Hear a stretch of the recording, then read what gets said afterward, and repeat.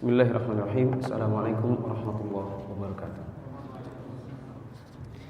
Alhamdulillahi wa kafa wa salatu wassalamu ala Rasulillah Mustafa wa ala alihi wa ashabihi wa man tabi'ahum bi ihsan ila yaumiddin. Jemaah sekalian yang dirahmati Allah Subhanahu wa taala, insyaallah kita lanjutkan kembali pembahasan buku puasa tarawih, i'tikaf, Lailatul Qadar dan zakat fitr. Di halaman berapa kita terakhir? Minggu lalu?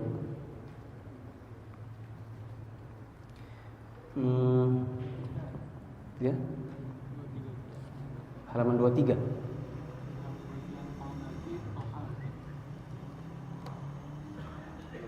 Oh iya. Baru halaman 23. Oh iya. Soalnya seingat saya tamat. Ternyata saya baru ingat itu sudah dibatakan tamatnya. Di sini baru 2 kali pertemuan. Sekarang halaman 23. Bagian yang F. Baik. Di antara hal-hal yang membatalkan puasa adalah manakala seseorang makan minum karena menduga masih malam, ternyata fajar sudah terbit. Yang G, makan dan minum karena menduga matahari sudah terbenam padahal masih siang. Adapun saya pribadi lebih memilih G dan F ini bukan pembatal puasa. Apabila seseorang sahur, kemudian dia masih makan dan minum, dikarenakan tidak tahu kalau ternyata itu adalah sudah masuk, dan dia meyakini belum masuknya, maka wallahu alam sebenarnya bila itu dilakukan dengan dibangun atas keyakinan yang kuat, maka tidak mengapa. Misal tadi subuh saya sama istri, masjid dekat rumah udah azan, tapi saya yakin sekali bahwa masih 5 menit lagi, 4.55 di jam HP saya, dan itulah aplikasi yang saya pakai ketika juga di Saudi dulu. Maka saya yakin 4.55 dia baru azan. Tapi ada yang 4.46 kalau nggak salah sudah azan. Maka istri saya tanya, gimana ini? Saya bilang, ini udah lanjut aja makan, karena kita yakin sekali bahwa itu belum waktunya azan. Lalu kemudian seandainya yang benar si muazzinnya, maka sebenarnya kami tidaklah mengapa, dikarenakan ini dibangun di atas keyakinan yang kuat. Begitu juga apabila ada orang menduga matahari sudah terbenam padahal masih siang. Misalnya dia kecele dengan jam, dia pakai jam Balikpapan, lalu dia safar ke Jakarta. Dia melihat di jamnya sudah waktu buka, padahal sebenarnya belum, karena pindah waktu. Karena kecele, lalu kemudian ada yang mengingatkan, lalu kemudian dia segera berhenti, maka tidak mengapa baginya, puasanya sah. Yang penting ketika sudah diingatkan segera berhenti.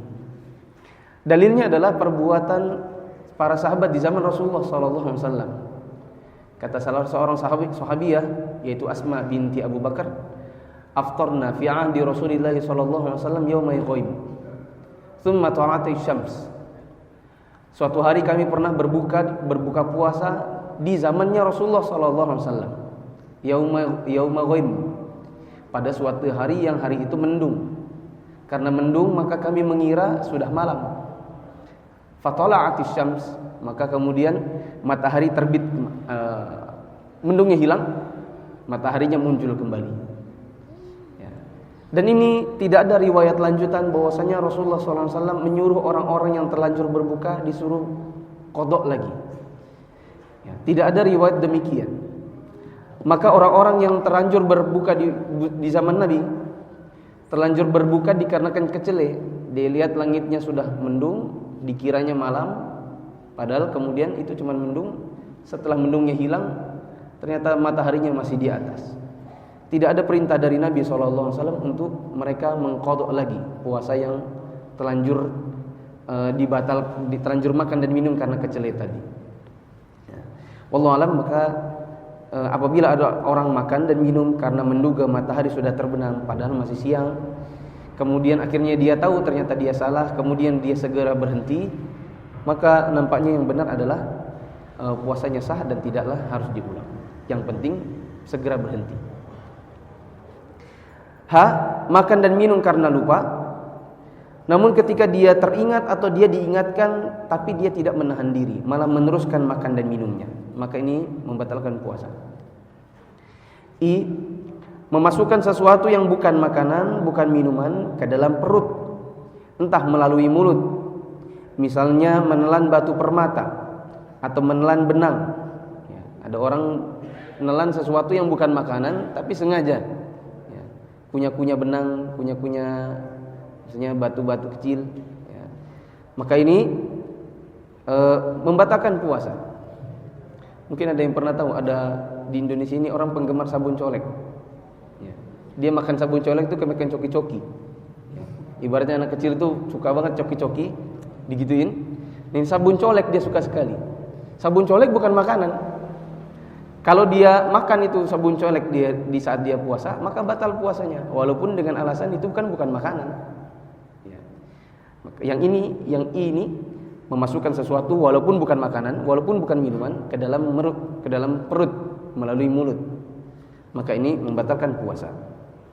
Berdasarkan riwayat dari Ibnu Abbas radhiyallahu anhu bahwa dia berkata, puasa itu batal disebabkan ada yang masuk, bukan karena ada yang keluar. Maksudnya Ibnu Abbas bahwa puasa batal karena sesuatu yang masuk ke dalam perut, bukan karena sesuatu yang keluar seperti adanya darah atau muntah yang tanpa sengaja. Di antara pembatal yang lain, murtad dari Islam. Sekalipun setelah murtad dia taubat lagi. Berdasarkan firman Allah Subhanahu wa taala, la in asyrakta la yahbatanna 'amaluk wa la takunna minal khasirin. Jika kamu telah mempersekutukan Allah, maka niscaya akan terhapus amal-amalmu dan tentulah kamu termasuk orang-orang yang merugi. Quran surat Az-Zumar ayat 65. Nah, contohnya yang bikin orang murtad adalah dia menghina Allah. Dia menghina Rasulullah. Dia menginjak Al-Quran dengan sengaja, melemparkan Al-Quran dengan sengaja, menyepaknya. Termasuk dengan misalnya menuliskan kalimat lafzul jalal Allah, ditulis dengan alif, lam, dan ha, kemudian diinjak-injak. Maka ini termasuk hal-hal yang bisa membuat orang itu terhitung murtad dari Islam. Seandainya dia saat itu sedang berpuasa, maka puasanya batal. Seandainya dia bertobat kembali, maka dia harus bersyahadat ulang, dan puasa di hari itu tetap batal dan harus diganti di hari yang lain. Semua hal di atas membatalkan puasa dan mewajibkan qada, namun tidak mewajibkan kafarat. Adapun kafarat diwajibkan pada kondisi berikut. 1. Bersenggama secara sengaja tanpa dipaksa. Kalau ada suami istri di saat bulan Ramadan berhubungan badan secara sengaja, tidak ada yang dipaksa, tidak sedang safar, maka konsekuensinya ada 4. Sudah belum di sini? Konsekuensinya berhubungan badan di siang hari bulan Ramadan tanpa paksaan, dengan sukarela, atau awalnya dipaksa setelah itu mau juga, bukan dalam keadaan safar. Ada 4 konsekuensinya. 1, batal puasanya. 2, harus mengganti di hari yang lain. 3, dosa besar. Dan yang keempat adalah kafarah. 1 apa tadi? Batal. 2 qada, mengganti puasa. 3, dosa besar. 4, kafarat. Apa kafaratnya? Kafaratnya ada di dalam hadis riwayat Abu Hurairah radhiyallahu anhu. Ada seorang laki-laki datang kepada Nabi SAW. Dia berkata, "Aku telah celaka wahai Rasulullah." Nabi SAW bertanya, "Apa yang membuatmu celaka?" Dia menjawab, "Aku berhubungan intim dengan istriku di bulan Ramadan." Nabi SAW bersabda, apakah kamu mampu memerdekakan hamba sahaya?" Dia menjawab, "Tidak." Nabi SAW bersabda, "Apakah kamu bisa berpuasa 2 bulan berturut-turut?" Dia menjawab, "Tidak." Nabi SAW bersabda, apakah kamu mampu memberikan makan 60 orang miskin? Dia menjawab, tidak. Lalu dia duduk, Nabi SAW kemudian memberinya sekeranjang kurma. Beliau pun bersabda, ambil dan sedekahkan. Maka dia berkata, apakah kepada orang yang lebih miskin daripada kami? Demi Allah, di kota ini tidak ada keluarga yang lebih miskin daripada keluarga kami. Maka Nabi SAW tertawa hingga gigi geraham yang terlihat. Maka beliau bersabda, pulanglah, beri makan keluargamu makanan ini. Dari hadis ini, ceritanya pokoknya ada laki-laki tua datang kepada Nabi. Dia bilang, saya berhubungan badan. Maka Nabi suruh dia untuk merdekakan satu budak. Dia bilang, saya tidak mampu, mungkin budaknya mahal. Maka Nabi mengatakan, kalau begitu puasa 2 bulan berturut-turut, tidak boleh putus kecuali uzur. Dia mengatakan, saya tidak mampu, karena dia sendiri memang tua. Kemudian Rasulullah mengatakan, kalau begitu beri makan 60 orang miskin. Dia mengatakan, tidak ada orang di kota ini yang lebih miskin daripada kami. Lalu kemudian Rasulullah memberikan sekeranjang kurma, yang kemudian kurma itu kata Rasulullah, beri makan keluargamu. Maka konsekuensi keempat dari orang berhubungan badan adalah kafarat, yaitu 1 budak. Bila tidak ada budak atau tidak ada kemampuan untuk membelinya, dikarenakan misalnya mahal, maka harus berpuasa 2 bulan berturut-turut. Tidak boleh putus kecuali uzur. Kalau diputus bukan karena uzur, maka harus diulang lagi dari 1. Contoh, jangan antum ya. Misalnya ada fulan berhubungan badan, maka kafaratnya karena dia umurnya misalnya masih 30 tahun. Saya kira 60 tahun ke bawah itu masih kuat puasa 2 bulan berturut-turut. Ya, jadi antum ini nggak boleh berhubungan badan. Antum kalau misalnya berhubungan badan maka harus 2 bulan berturut-turut. Ya. Tidak boleh putus kecuali uzur. Misalnya sudah diganti hari ke-57 masih sempat. Hari ke-58 karena tidak sahur, lalu kemudian sengaja dibatalkan. Wah, saya kan nggak sahur, dan tidak sahur bukan uzur. Kemudian tidak puasa di hari itu, maka setelah hari ini harus ngulang dari 1 lagi. Yang boleh tidak mengulang atau yang bisa dianggap uzur itu adalah misalnya haid. Misalnya istrinya haid dan istrinya yang ngajak waktu tahun lalu itu. Atau istrinya waktu itu dipaksa suaminya, dia bilang jangan lama-lama, ayo juga. Maka si istri kan juga harus bayar. Kemudian istrinya baru misalnya hari ke-30, kemudian waktu mau hari ke-31 rupanya haid 6 hari. Maka 6 hari ini uzur. Nanti setelah 6 hari ini lanjutkan 32-nya atau 31-nya. Contoh yang lain dari uzur misalnya sakit. Contoh yang lain adalah bertemu dengan hari yang terlarang puasa. Misalnya mulai mengganti di awal Zulqa'dah, baru dapat 30, kemudian 10 hari kemudian ketemu Idul Adha. Setelah Idul Adha 11, 12, 13 hari apa? Tasyrik. Ini 4 hari, 10, 11, 12, 13 Hijriah tidak boleh berpuasa, terlarang. Maka 4 hari ini uzur untuk tidak puasa. Berarti kalau misalnya baru ketemu 30 tambah 10 tambah 9 berarti 39. Maka nanti yang hari ke-14 Zulhijjahnya hitung hari ke-40. Nah, bila tidak ada uzur maka harus mengulang lagi dari awal. Bila ini tidak bisa dikerjakan, misalnya yang berhubungan badan kakek-kakek, kakek-kakek, nenek-nenek baru nikah semalam, umur 80, 90. Terus kakek-kakeknya ngajak istrinya ini yang nenek-nenek. Kemudian disuruh puasa 2 bulan berturut-turut, dia mengatakan saya tidak mampu karena saya sudah tua. Maka dia boleh loncat ke kafarat yang ketiga, yaitu memberikan makan 60 orang miskin. Jumlahnya harus 60, tidak boleh kurang dari 60. Saya pernah bertanya kepada Syekh Syafri, Sa'ad Asy-Syafri, bolehkah saya kasih misalnya 30 orang, saya kasih masing-masing 22 porsi, jadi kan 60.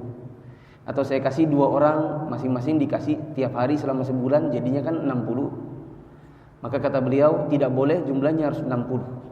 Karena zahir hadisnya adalah memberi makan 60. Lalu saya bertanya lagi, bagaimana kalau saya tidak bertemu dengan 60 orang? Maka beliau menjawab, tunjukkan di mana di dunia ini ada daerah yang tidak ketemu 60 orang miskin. Di Indonesia pasti dapat. Maka harus jumlahnya 60. Kemudian yang bayar itu istrinya saja, suaminya saja atau istrinya juga? Ada khilaf para ulama. Sebagian ulama mengatakan suaminya saja, karena hadis ini tadi bercerita tentang suaminya saja, si kakeknya itu aja. Sebagian ulama lagi mengatakan di hadis itu memang ceritanya si kakeknya, ya, tetapi tidaklah menutup kemungkinan si istrinya juga, karena bisa jadi di dalam hadis itu si istrinya dipaksa suaminya. Bisa jadi juga kondisinya adalah karena si kakek ini sudah semuanya nggak bisa, budak nggak bisa. Berpuasa 2 bulan berturut-turut tidak bisa, ngasih makan pun tidak bisa, berarti istrinya lebih nggak bisa lagi ya. Tapi kalau ini mampu mungkin Nabi akan jelaskan juga kepada istrinya. Dan yang lebih tepat adalah bahwa istrinya juga, dan siapapun dari mereka yang meminta dan siapapun dari mereka yang suka, maka ikut membayar kafarah. Karena bisa jadi yang maksa istrinya, suaminya nggak mau, terus dicambuk misalnya. Atau dibalik, suaminya yang marah, main pukul kalau dia tidak mau melayani nafsu suaminya. Maka istrinya dalam kondisi dipaksa, maka tidak membayar kafarah. Bagaimana kalau seandainya berjimaknya dalam satu hari 3 kali? Pagi, siang, sore, kayak minum obat ya, si suaminya. Pagi minta, kemudian siang minta lagi, sore minta lagi. Kafaratnya jadi 3 kali atau tetap 1? Jawabannya tetap 1. Dikarenakan hubungan badan yang pagi sudah otomatis membatalkan puasa sampai sore. Maka karena batal sudah puasanya, maka siang sore hukum hubungannya dianggap halal. Nah, wallahu a'lam bishawab. Yang kedua yang mewajibkan kafarat adalah makan dan minum tanpa alasan yang membolehkan menurut mazhab Abu Hanifah dan Imam Malik. Adapun dalam mazhab yang lain dan wallahu a'lam yang lebih tepat adalah tidak ada kafarat untuk makan dan minum kecuali qada saja. Ada pertanyaan? Ya. Itu tadi yang 1 hari batal puasa. Kalau seandainya 2 hari 3 hari. Bagaimana kalau dalam 1 bulan Ramadan jimaknya 3 kali, 3 hari yang berbeda? Kalau tadi 3 kali harinya sama, maka kafaratnya 1. Kalau kemudian kafaratnya jimaknya 3 hari berbeda, apakah jadi 6 bulan berturut-turut? 2 bulan berturut-turut selesai, 2 bulan lagi berturut-turut selesai. Lalu kemudian memberi makannya jadi 60 kali 3 jadi 180. Wallahu a'lam bishawab. Sebatas yang saya tahu, apabila suatu kafarat belum ditunaikan, maka kafarat untuk yang setelahnya bisa dijamak dengan yang awal. Wallahu a'lam bishawab. Ada lagi?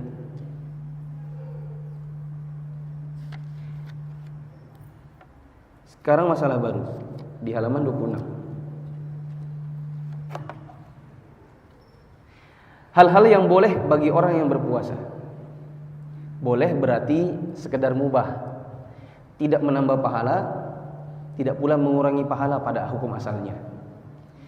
Contohnya adalah yang pertama, siwak sepanjang hari. Kecuali menurut Imam Ahmad. Imam Ahmad menyatakan siwak makruh setelah zuhur. Siwak setara dengan sikat gigi kita di zaman ini ya, kecuali pada satu keadaan. Ada keadaan di mana siwak tidak bisa digantikan dengan sikat gigi. Kapan itu? Waktu mau sholat ya, tidak mungkin imamnya bilang sawu sufu fakum, antum sikatan gigi semuanya. Tapi kalau itu siwak bisa, malah itu justru sunnahnya ya. Bagaimana kalau seandainya orang bersikat gigi setelah zuhur, mulai dari subuh sampai zuhur? Wallahu alam tidak ada khilaf para ulama, boleh. Permasalahannya adalah zuhur ke atas. Boleh kasih sikatan gigi pakai odol ya. Dalam mazhab Imam Ahmad bin Hanbal dimakruhkan. Kenapa dimakruhkan? Dikarenakan bau mulutnya orang yang berpuasa itu lebih wangi daripada kasturi, sebagaimana disebutkan dalam salah satu hadis yang sahih. Mulutnya orang yang berpuasa lebih wangi daripada bau misik atau kasturi. Maka kalau seandainya ada orang bersikat gigi setelah sholat zuhur ke atas, di waktu zuhur ke atas, maka nanti hilang bau mulutnya. Kata dalam mazhab Imam Ahmad bin Hanbal. Tapi pendapat yang lebih benar bahwa yang bau itu sebenarnya bukan mulut, tapi lambung. Bau mulut kita yang keluar itu, ya, itu sebenarnya bukan bau mulut, tapi bau lambung. Lambung kosong, maka dia memang mengeluarkan bau. Maka walaupun disikat giginya, walaupun dikumur-kumur mulutnya, maka bau tetap akan naik ke atas. Itu satu. Kemudian alasan yang kedua adalah bahwa mulutnya orang yang berpuasa lebih wangi daripada minyak kasturi itu nanti di hari kiamat, bukan di dunia. Adapun di dunia tetap aja bau jigong, bau lambung. Maka wallahu alam, saya lebih condong kepada pendapat yang kedua, yaitu tidak mengapa sikat gigi walaupun zuhur ke atas, dan itu hanya sekedar boleh. Tapi jadi batal kalau odolnya dimakan, apalagi sikat giginya yang dimakan. Yang kedua, mendinginkan badan dikarenakan cuaca panas. Misalnya berendam di kolam renang. Ya, berenang itu boleh saat sedang puasa, kecuali apabila ketika berenang yakin sekali akan terminum. Misal tidak bisa berenang, badan 1,5 meter masuk di kolam 3 meter, insya Allah itu keminum, ya, yakin itu bisa terminum. Tapi kalau kita badan orang dewasa masuk di kolam renang, anak-anak mandi sama anak-anak berenang, maka ini mubah, boleh, tidak mengapa. Berdiri seharian, ya, di bawah shower karena kepanasan juga boleh, ya. Yang penting nanti pas sholat, nanti setelah sholat balik lagi, bawah shower lagi, mandi lagi. C. Makan, minum dan bersetubuh di malam hari sampai terbit fajar. Saya kira ini sudah dipahami. Kemudian melakukan safar yang dibolehkan sekalipun nanti dalam perjalanannya akan berbuka. Boleh safar yang sifatnya mubah, seperti misalnya safar karena pekerjaan, walaupun nanti pas safarnya buka. Karena waktu safar orang boleh buka, ya, yang penting tidak boleh buka dulu sebelum safarnya terjadi. Maka tidak boleh buka puasa dari sarapan dari rumah. Tidak boleh pula sudah makan di ruang tunggu bandara, karena safar belum tentu terjadi, ya. Ketika masuk pesawat pun belum boleh makan, karena bisa jadi pesawat nggak jadi berangkat, ya. Tapi insya Allah kalau sudah take off, setengah jam kemudian misalnya Garuda kan ada makanannya tuh, keluar makanannya, antum ngiler juga ngelihatnya, boleh antum buka, tidak mengapa tidak berpuasa di hari itu, tapi harus diganti di hari yang lain.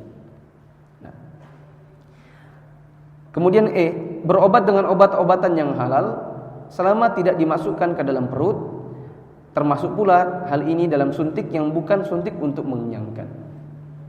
Berobat dengan obat-obatan yang halal, misalnya menggunakan tetes mata, tetes telinga, inhaler. Kemudian orang yang asma menggunakan spray yang namanya bronchodilator, ya, maka ini boleh.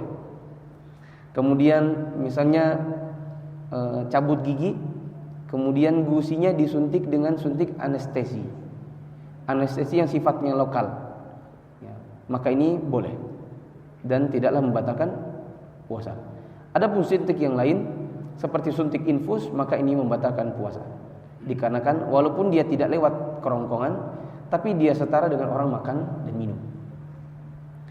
Mengunyah makanan untuk anak kecil bila tidak ada orang lain yang mengunyahkan untuknya, dan makanan tersebut diperlukan oleh si anak selama tidak ada makanan yang masuk ke dalam perut, ya, misalnya ibu-ibu sedang berpuasa, dia memberikan makan untuk anaknya yang kecil, dikunyahkan pisang, ya, kalau pisang bisa dilembekin pakai sendok, ya, misalnya apa yang keras, gak mungkin batu, apa biskuit bisa lah, dimut-mut nanti lama-lama lembek dia, ya.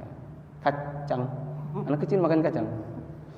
Pokoknya ada yang kalau kacang nanti dimakan mamanya. Apa misalnya yang lembut, yang keras? Buah gitu. Buah salak misalnya. Ya diginikan kan nggak bisa. Ya, dikunyah-kunyahkan oleh mamanya. Selama tidak ada yang masuk, habis dikunyahkan dipindahkan ke mulut anak, maka boleh. Ya. Tapi kalau sudah ada yang masuk, maka bisa batal puasanya. Kemudian menghirup minyak wangi, pakai parfum boleh. Menghirup asap makanan, maka ini pun diperbolehkan saat orang sedang berpuasa. Ada pertanyaan? Tidak ada. Nomor 12, hal-hal yang dimaafkan. Dimaafkan itu berarti ya kalau kejadian ya tidak mengapa. Tidak batal, tidak pula dikurangi pahalanya. Misalnya menelan ludah meskipun banyak, maka ini boleh.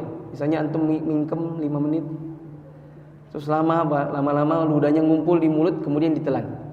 Ya. Maka ini boleh dengan syarat ludah yang ditelan adalah ludah sendiri dan bukan milik orang lain. Ada di sini. Pernah dulu saya ngisi pengajian, tapi saya tidak bahas poin ini. Setelah selesai ada yang datangin. Saya mau tanya tadi maksudnya ludah sendiri bukan ludah orang lain itu gimana? Misalnya antum mencium istri, kemudian mengulum lidahnya pindah ludahnya istri ke dalam mulut si suami, kemudian ditelan oleh si suami, maka ini batal puasa suaminya. Ya. Kemudian ada syarat yang tidak disebutkan di sini, selama ludahnya belum ditumpah ke gelas, kemudian diminum kembali. Ya. Kalau ditumpah ke gelas diminum kembali, maka ini batal puasanya, walaupun ludah sendiri. Ya. Kemudian yang B, muntah dan mimisan yang tidak sengaja. Ya. Adapun kalau sengaja seperti hendak muntah kemudian leher atau perutnya dipijat, maka ini bisa membatalkan puasa karena ini hitungannya adalah muntah sengaja. C, menelan lalat tanpa sengaja. Misalnya antum naik motor sambil nguap, atau mungkin kebiasaan nyanyi sambil puasa sambil nyanyi gitu. Nyanyi sambil jalan naik motor, kemudian masuk lalat, maka ini tidak membatalkan puasa.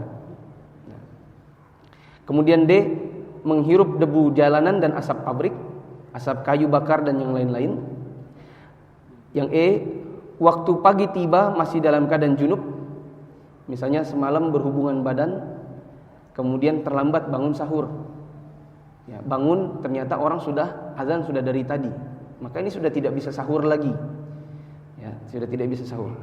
Kemudian waktu bangun itu belum mandi junub, ya, maka ini tidak mengapa, dikarenakan bersih dari hadas besar yaitu junub. Itu adalah syarat sah sholat, bukan syarat sah puasa. Begitu juga misalnya ada wanita haid, ketika dia tidur malam berhenti darah haidnya, kemudian ketika dia bangun 4:30 dia sibuk menyiapkan makanan, sampai azan tiba dia belum juga mandi bersih dari haid, maka ini tidak mengapa, dikarenakan mandi bersih dari haid syarat sah untuk dia sholat, bukan untuk puasa. Kemudian yang G, mimpi basah, maka ini tidak mengapa. Ya, misalnya antum tidur siang di masjid kemudian mimpi basah, maka ini tidak mengapa, puasa sah, tidak berkurang pahalanya. Ya. Tapi yang namanya mimpi basah itu pasti tanpa kesadaran. Ya, kalau sadar itu namanya bukan mimpi tapi berhayal. Nah. H, makan dan minum karena lupa. Ya. Adapun Imam Malik berpendapat wajib diqadha, tapi yang benar tidak ada qadha. Kalau memang sudah lupa, kemudian setelah selesai baru ingat, maka ini tidak mengapa, puasa di hari itu sah dan tidak harus diqadha. Begitu juga manakala seseorang makan dan minum kemudian diingatkan, maka dia segera berhenti. Apabila dia segera berhenti, maka puasa di hari itu sah, tinggal dilanjutkan. Bila kemudian dia melanjutkan, maka batal puasanya. Kalau seandainya diingatkan, maka yang sudah telanjur di tenggorokan biarkan turun sendiri. Jangan tambah minum malah batal nanti. Adapun yang sudah dikunyah dalam mulut dimuntahkan. Yang masih disendok letakkan. Ya. Tidak boleh kemudian diingatkan, tunggu satu lagi. Ya. Satu lagi dikit lagi. Atau sudah dikunyah, kemudian diingatkan tambah diglek malah masuk, maka ini malah membatalkan puasanya. Ada pertanyaan? Gak ada. Masya Allah, pintar-pintar semua hari ini.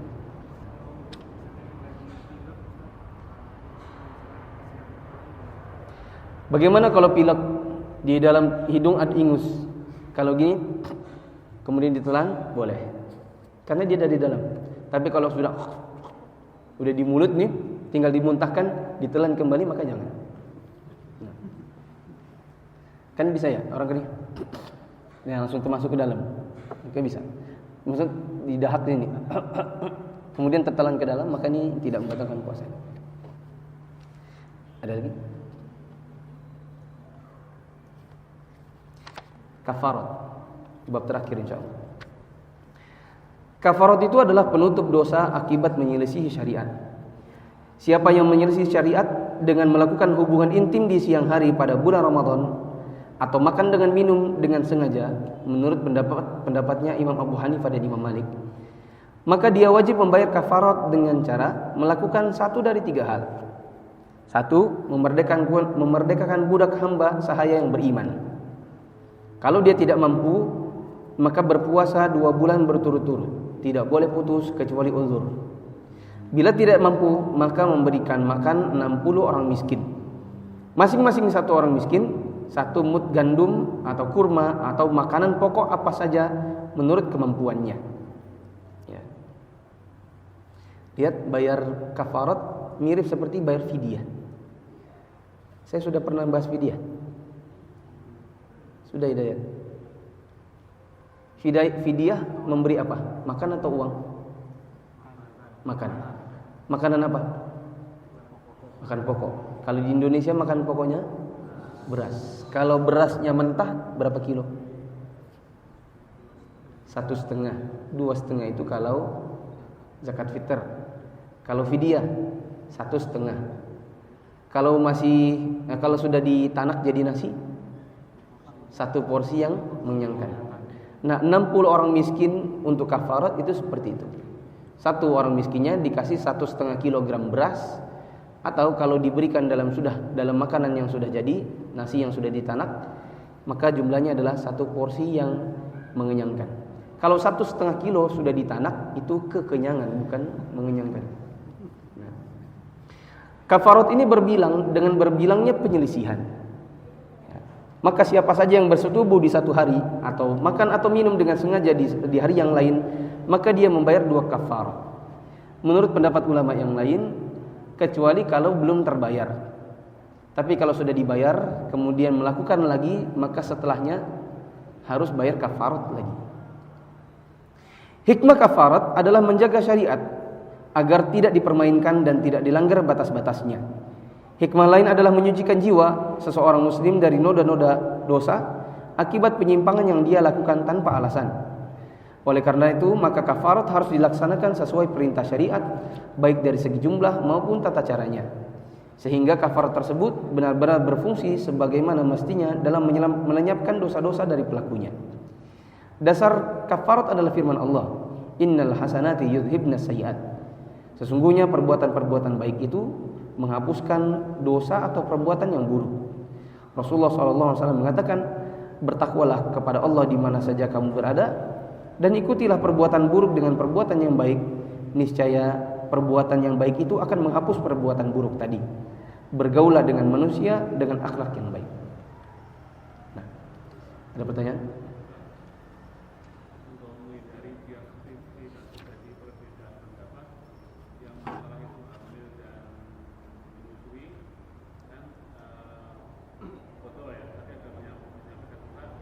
Dia.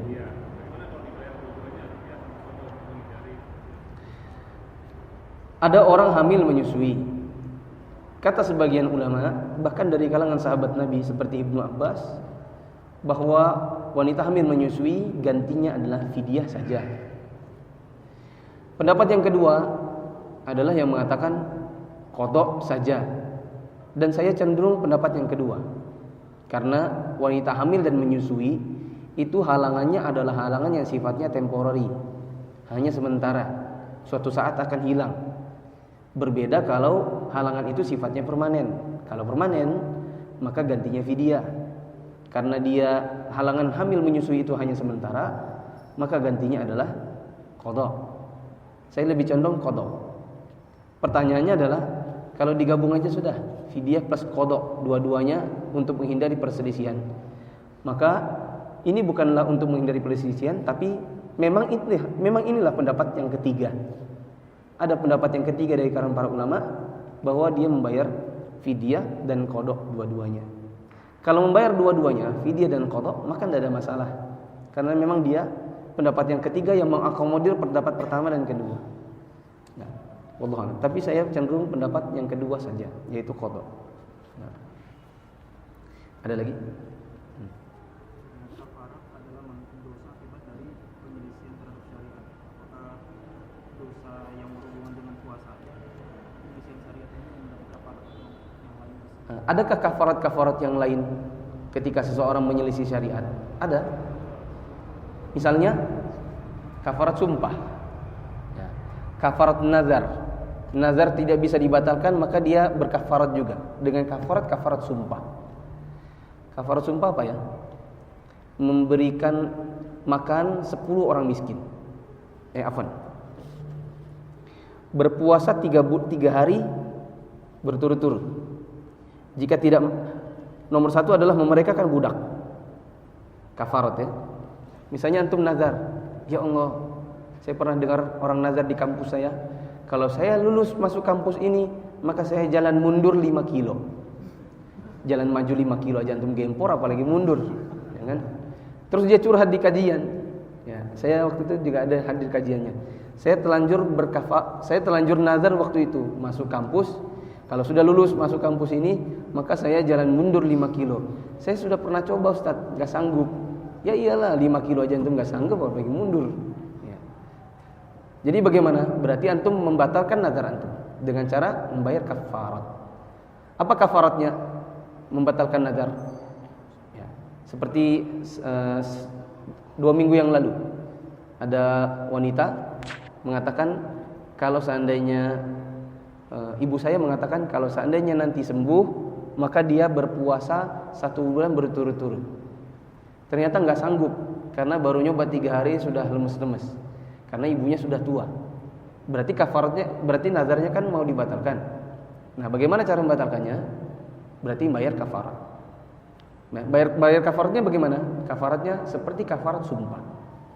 Kafarat sumpah itu adalah memerdekakan seorang budak. Bila tidak mampu, maka berpuasa sebanyak 3 hari. Bila tidak mampu, maka memberi makan 10 orang miskin. Ya. Waktu itu dia kasih saya berapa ya? 10 orang miskin. Ya. Nah, wallahu a'lam. Sudah. Di antara kafaratnya adalah kafarat melanggar sumpah. Apabila seseorang mengatakan sumpah demi Allah, nanti saya akan begini, ternyata dilanggar. Atau dia berkatakan kalau nanti begini saya akan begitu, ini namanya nazar. Kalau dilanggar nanti kafaratnya kafarat sumpah. Nah. Ada lagi?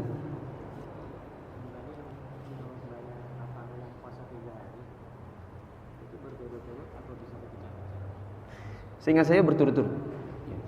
Membayar puasanya 3 hari berturut-turut. Boleh nggak digandeng dengan puasa yang lain? Misalnya antum punya 1 sumpah, punya 1 nazar, dua-duanya mau dilanggar. Ini dilanggar, ini dilanggar. Puasanya kan 6 hari, digandeng dengan 6 hari bulan Syawal. Boleh atau tidak? Digandeng dalam hal apa nih maksudnya? Diniatkan 2 puasa jadiin 1 aja? Tidak bisa. Karena kafarat itu hukumnya wajib. Menggabung 2 ibadah itu bisa kalau dua-duanya sunnah. Ya. Tidak ada salah satu di antaranya yang wajib. Makanya tidak pernah ada ulama berfatwa bolehnya sholat subuh sekalian qobliyahnya. Ya. Tidak ada fatwa bolehnya qobliyah zuhur sekalian sholat zuhurnya. Ya, dikarenakan sholat fardunya adalah wajib. Ya. Sholat subuh dan zuhurnya adalah wajib. Tidak boleh misalnya seorang perempuan tidak berpuasa 6 hari karena haid. Kemudian dia gabung dengan 6 hari di bulan Syawal. Karena qadha 6 hari karena haidnya wajib. 6 hari di bulan Syawal sunnah. Ini tidak bisa digandeng karena faktor wajibnya qadha. Tapi kalau 6 hari di bulan Syawal dikerjakan Senin Kamis, maka boleh. diniatkan puasa Syawal sekalian puasa Senin Kamis karena dua-duanya sunnah. Ya, Pak.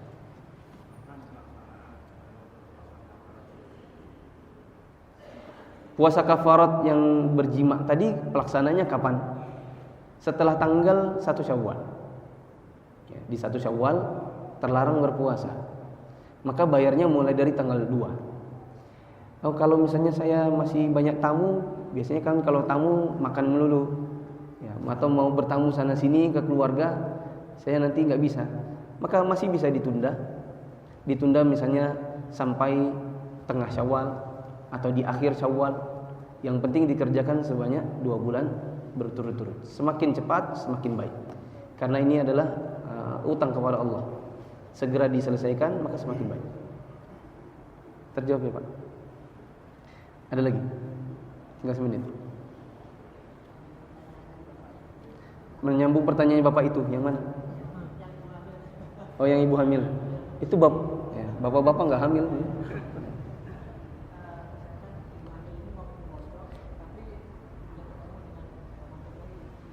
Misalnya ibu hamil itu mau qadha tapi ketemu Ramadan lagi. Karena menyusui.